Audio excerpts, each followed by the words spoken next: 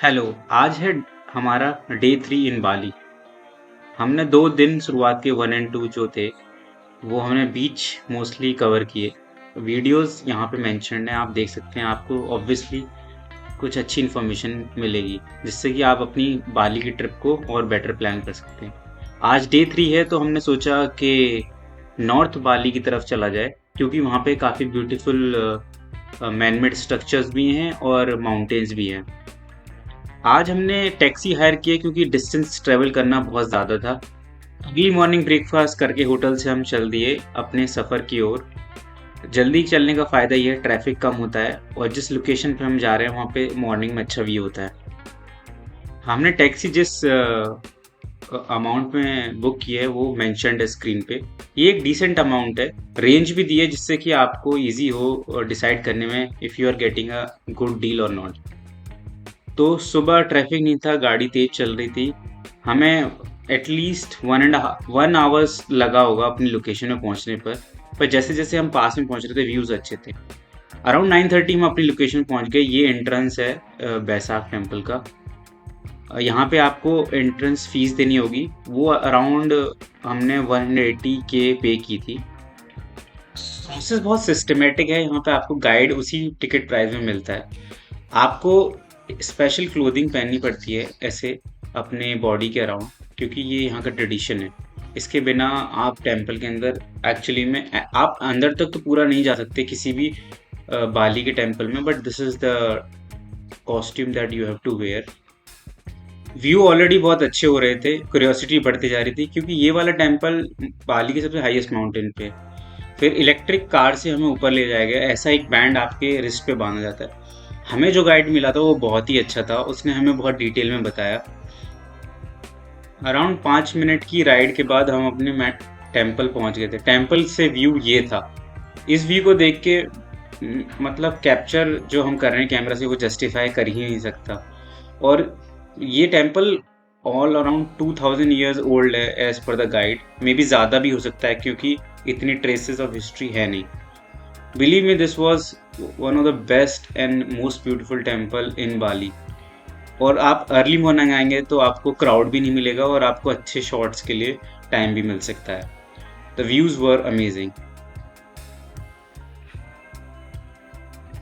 हमें पता नहीं कितना सही है या गलत है, बट हमें टूरिस्ट गाइड कह रहा था अगर क्लाउडी स्काई ना हो, आज थोड़ी क्लाउडी स्काई है, तो आप सी देख सकते हैं। इतनी हाइट है इस वाले टेम्पल के टॉप पर जब आप खड़े होते हैं।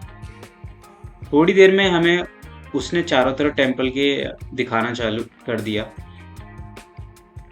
और टेम्पल के अंदर जाते ही हमें बहुत ही अच्छी वाइब आ रही थी, मतलब क्योंकि लोकल लोग भी प्रे कर रहे थे। एक चीज़ बाली में है कि आप मंदिर को बाहर से देख सकते हैं, बिल्कुल अंदर नहीं जा सकते क्योंकि उनके ट्रेडिशंस थोड़े अलग हैं एज़ कम्पेयर टू जो हमारे ट्रेडिशंस हैं इंडिया में। हमने ऐसे थोड़ा सा टाइम स्पेंड किया क्योंकि ये मंदिर बहुत बड़ा था, तो हमें थोड़ा टाइम लगा एक्सप्लोर करने में पूरा का पूरी लोकेशन पे। सिर्फ रिलीजियस इम्पोर्टेंस नहीं कहेंगे, यहाँ पे आपकी आर्किटेक्चरल इम्पोर्टेंस भी देखिए। बहुत ही सोफेस्टिकेटेड तरीके से बनाया गया है सारे के टेम्पल्स को। स्टोन, वुड, सबका यूज़ इतने अच्छे तरह से किया गया है। एक डिफरेंट आर्किटेक्चर आपको देखने को मिलता है।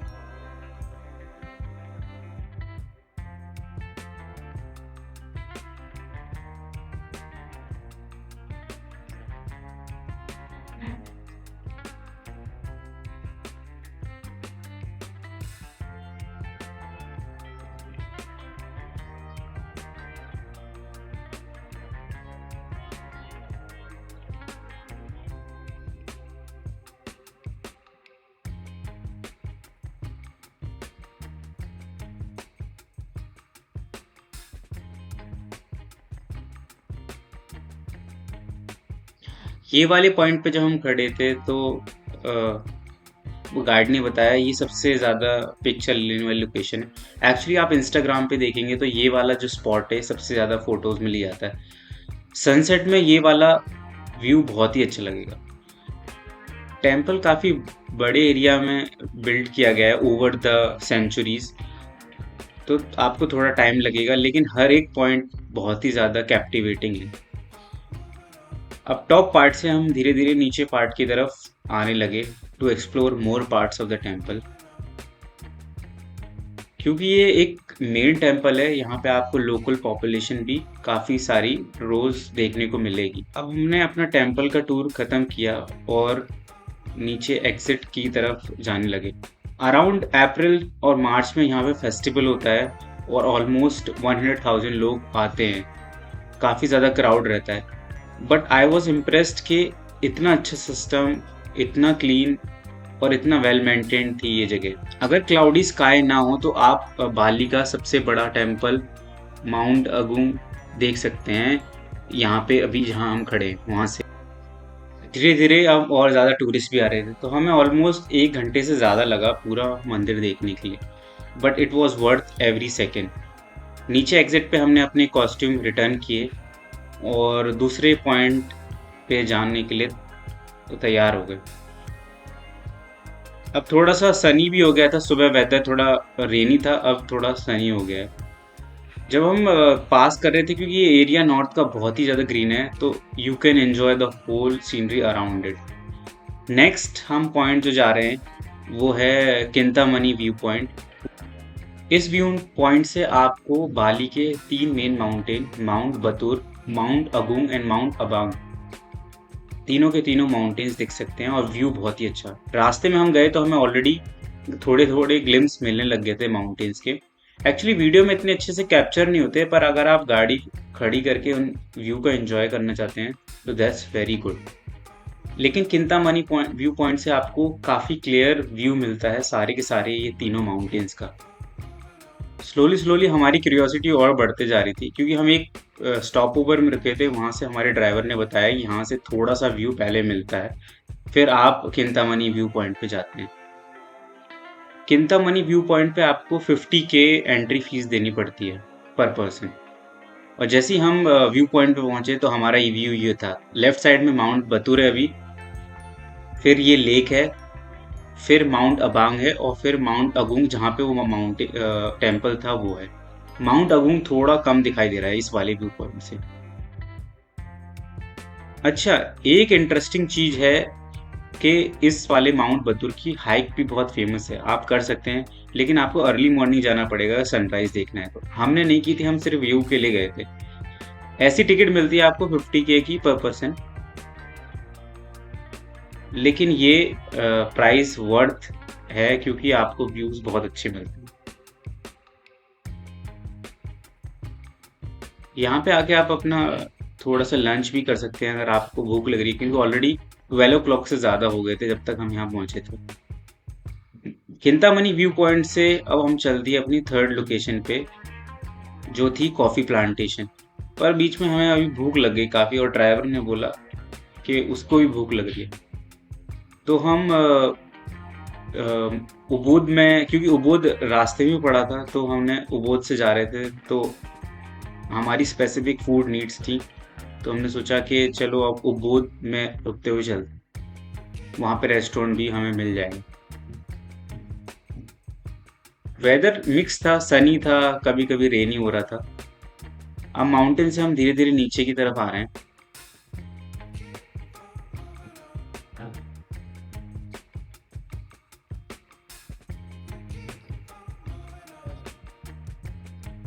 फॉर श्योर बाली का जो नॉर्थ पार्ट है वो ग्रीनरी में काफ़ी रिच है।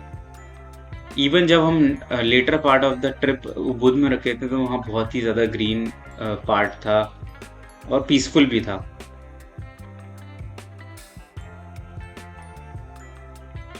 तो हम इस रेस्टोरेंट में हमने अपना लंच किया। रेस्टोरेंट बहुत ही सुंदर था। लेटर हमें रियलाइज़ हुआ कि ये बहुत फेमस होटल भी है जो उबोध में है।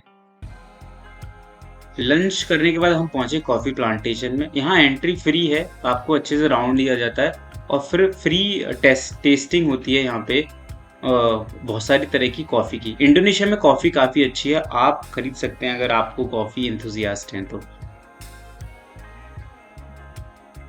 ये लोकेशन इतनी ज़्यादा मीन्स पॉपुलर नहीं है, ये आपको सिर्फ आपके ड्राइवर्स बता सकते हैं जो रेगुलरली टूरिस्ट को लेके आते हैं। तो I think this is must must. अगर आपको थोड़ा भी शौक है कॉफ़ी का तो आप आइए। यहाँ पे डिफरेंट डिफरेंट तरीके की कॉफ़ी होती है और इनकी एक सिग्नेचर कॉफ़ी है जो काफ़ी एक्सपेंसिव है, लुवाक कॉफ़ी है।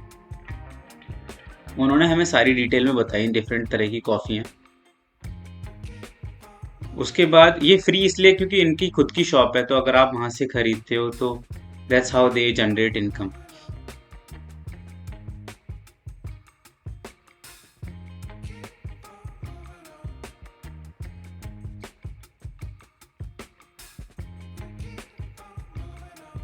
कॉफ़ी प्लांटेशन के बाद कॉफ़ी हमें बहुत अच्छी लगी। उसके बाद हम पूरे चार्ज अप हो गए थे नेक्स्ट लोकेशन के लिए। नेक्स्ट लोकेशन हम जो जा रहे हैं वो भी काफ़ी ब्यूटीफुल है और हमारे ड्राइवर ने बताया कि वो one of the best waterfall है इन बाली।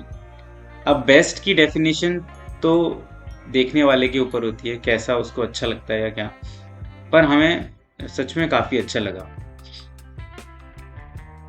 अराउंड उबुद से हमें 30 मिनट्स लगे approx give and take to reach our destination.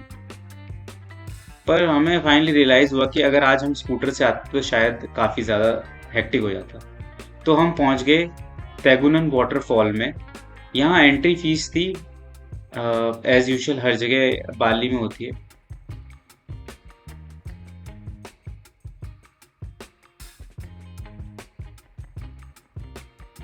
Ticket पे अमाउंट करने के बाद हम चल दिए वाटरफॉल की तरफ। ऐसी कुछ टिकट दिखती है वो।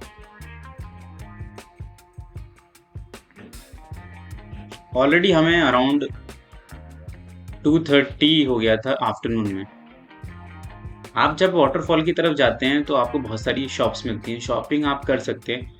हमारी एडवाइस होगी सेमनियाक में शॉपिंग कीजिए जो कूता के पास है, वहाँ पे आपको अच्छे प्राइस भी मिल जाएंगे और मे बी वैरायटी भी काफ़ी मिल जाए।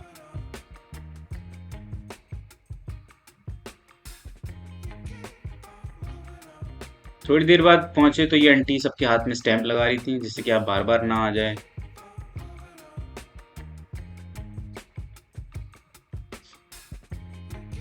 पहला व्यू जो हमें वाटरफॉल का मिला वो बहुत ही कैप्टिवेटिंग था। वाटरफॉल सच में बहुत सुंदर था और काफ़ी बड़ा था। ये अभी दूर से दिखाई दे रहा है लेकिन पास जाके वाटरफॉल सच में काफ़ी ब्यूटीफुल और बड़ा है।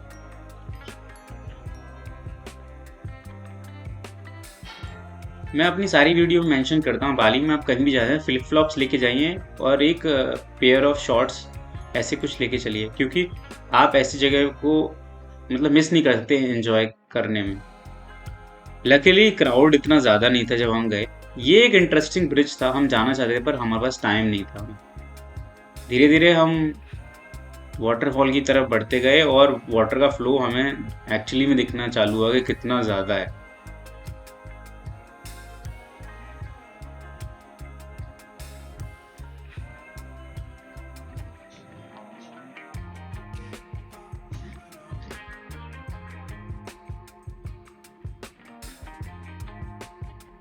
ऐसे बहुत सारे प्रॉप्स हैं वहाँ पे जहाँ पे आप अपना खड़े होके फोटो सेशन करा सकते हैं। ये थोड़ी सी डाउन द हिल हाइक है वाटरफॉल तक पहुँचने के लिए, तो उतरना आसान है लेकिन आप जब चढ़ेंगे तो आपको काफ़ी सारी मेहनत करनी पड़ेगी। लेकिन this was what coming to.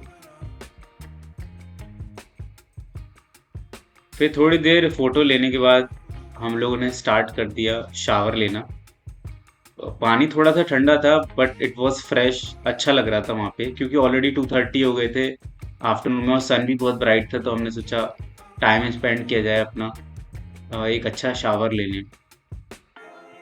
मस्त पानी में खेलने के बाद सोचा अब दिन को पैकअप करा जाए।